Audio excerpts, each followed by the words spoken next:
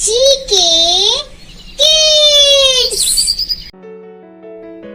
चालाक चंदू। केरल राज्य के एक गांव में एक व्यापारी अपनी पत्नी और पुत्री चंद्रिका के साथ रहता था। गांव के सब लोग उसे गणेश सेठ कहकर पुकारते थे। गणेश सेठ ने अपनी पुत्री चंद्रिका का रिश्ता बाल्यकाल में ही निश्चित कर दिया था। जब वह विवाह योग्य हुई तो उसकी विवाह की तिथि तय की गई और विवाह की तैयारी प्रारंभ हुई। सेठ अपनी बेटी का विवाह बहुत धूमधाम से करना चाहता था। वह उसके लिए एक कीमती नौलखा हार भी बनवाना चाहता था। एक दिन उसने अपनी पत्नी को बुलाया और उसे अपनी इच्छा बताई।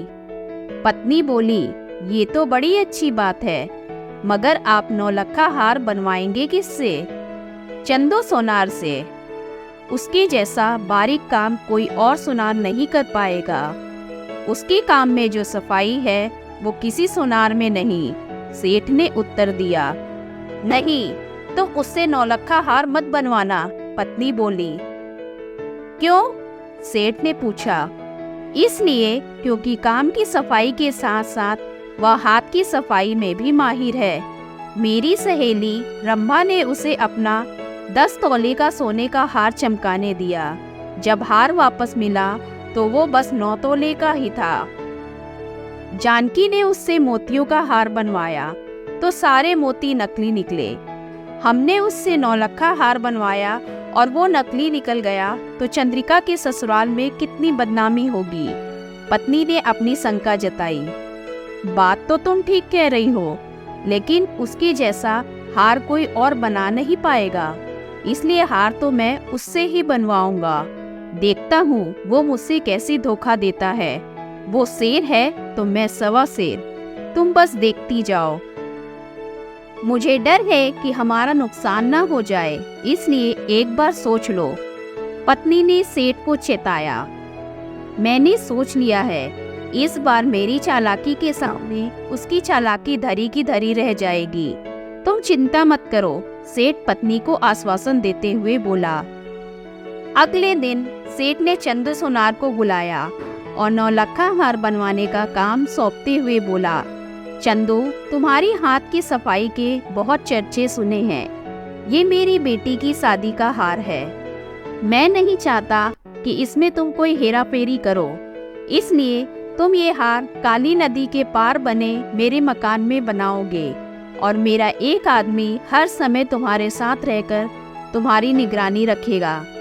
सेठ की बात सुनकर चंदू बोला, सेठ जी, कैसी बातें करते हो? चंद्रिका तो मेरी बेटी जैसी है। भला उसके विवाह के गहने के साथ मैं ऐसा क्यों करूँगा? आप मुझ पर विश्वास करें। आप जैसा चाहते हैं मैं वैसा ही हार बनाकर दूंगा, वो भी एकदम खरा। मुझे मेरी दुकान पर ही काम करने दीजिए। नहीं चंदू, ये मेरी बेटी के ससुराल के सामने इज्जत की बात है। मैं किसी पर विश्वास नहीं करूँगा। तुमसे जैसा कहता हूँ वैसा ही करो। कल से काली नदी के पार बने मकान में काम शुरू कर दो। अगले दिन से काम शुरू हो गया। चंदू और सेठ जी का नौकर मुरली नाव में बैठकर काली नदी के पार सेठ जी के मकान में जाते और चंदू वही हार बनाता। मुरली उसकी निगरानी करता। शाम को अध बना हार लेकर वे वापस लौट आते। सेठ अध बना हार अपनी तिजोरी में रख लेता। अगले दिन उसे तिजोरी से निकालकर चंदू को देता। अपने ऊपर सेठ का ये अविश्वास देखकर चंदू दुखी था, किंतु फिर भी वह मन लगाकर काम करता।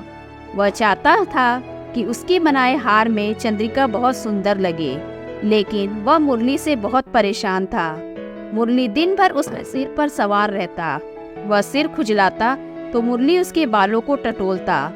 वह छींक मारता तो मुरली उसके रुमाल की तलाशी लेता। एक दिन तो हद हो गई। चंदू ने रुमाल से अपना मुंह पोंछा तो मुरली उसकी मूंछ के बाल टटोलने लगा। चंदू को बड़ा गुस्सा आया। एक क्षण को उसने सोचा कि काम ही छोड़ दे, किंतु जब उसे चंद्रिका बिटिया का ख्याल आया तो उसने मन बदल दिया। सोचा, एक बार हार बन जाए, फिर मैं सेठ जी को और इस मुरली को मजा चखाऊंगा।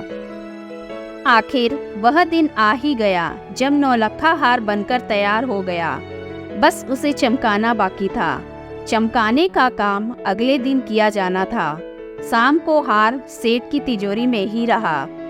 अगले दिन उसे लेकर चंदू मुरली के साथ काली नदी पार करके सेठ के मकान में पहुंचा।